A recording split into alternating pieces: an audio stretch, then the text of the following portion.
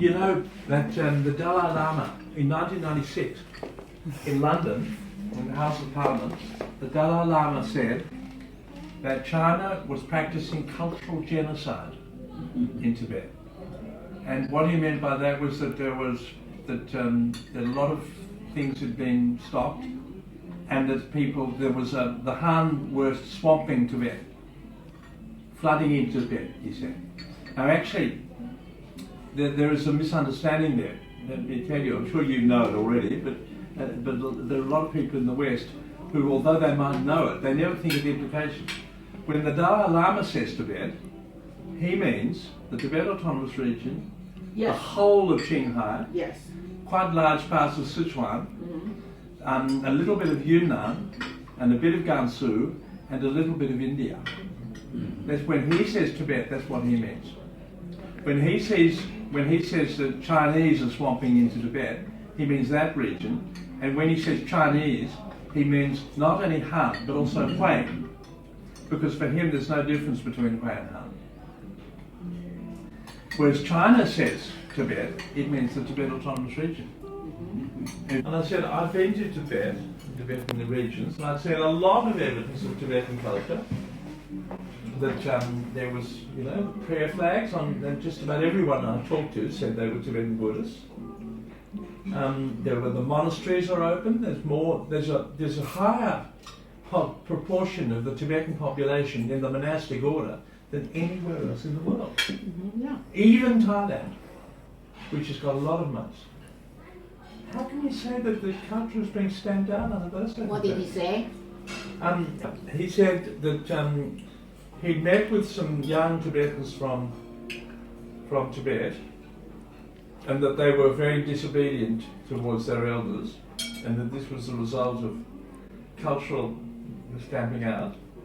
And I said, my God, I wasn't rude to him. I mean, for heaven's sake, that's everywhere.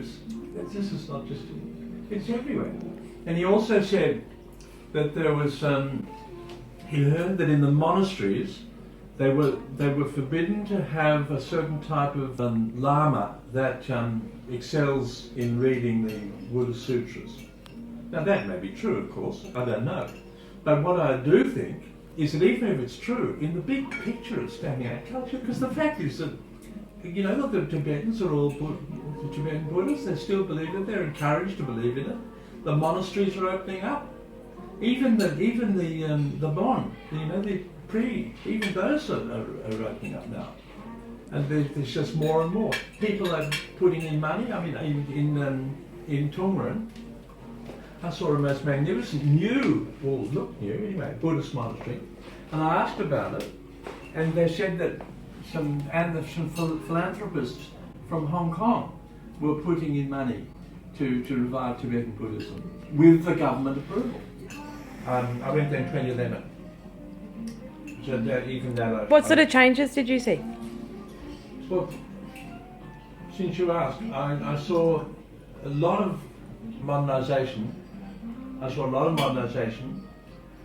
lot of improvements in the welfare of the people. Things like electricity, running water, all those sorts of things. But I also saw very strong retention of Tibetan culture. And I think that's really interesting, because a lot of people in the West, in fact, more than a lot, people say that China is stamping out Tibetan culture. And it simply isn't true. It's simply not true. I went to a village in Qinghai, outside Tongren, that the Tibetans call it Rebgol. China's called Tongren. It's in central Qinghai. I went to a village there, and it was the whole day there was a chum dance, a traditional chum dance performed, and the whole village came out to watch. It wasn't just for tourists.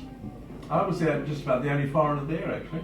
Yeah. There were a couple of others, but I was just about the only one. And then, I mean, if you contrast that with the tourist things in Beijing, where it costs so much, I didn't have to pay a cent. Not a cent. He was sponsored by the party, because I interviewed the party secretary, and he said he thought this was a very good thing, and that he wanted to maintain Tibetan culture. The Tibetans loved it, and the villagers loved it. All the villagers had to sing, the whole village. I was absolutely amazed. I've never seen such a thing before. I mean, I have seen things like that before, but not quite in this sort of locality and in this sort of context in which people were saying, you know, the Chinese are stamping out Tibetan culture. It's just not true.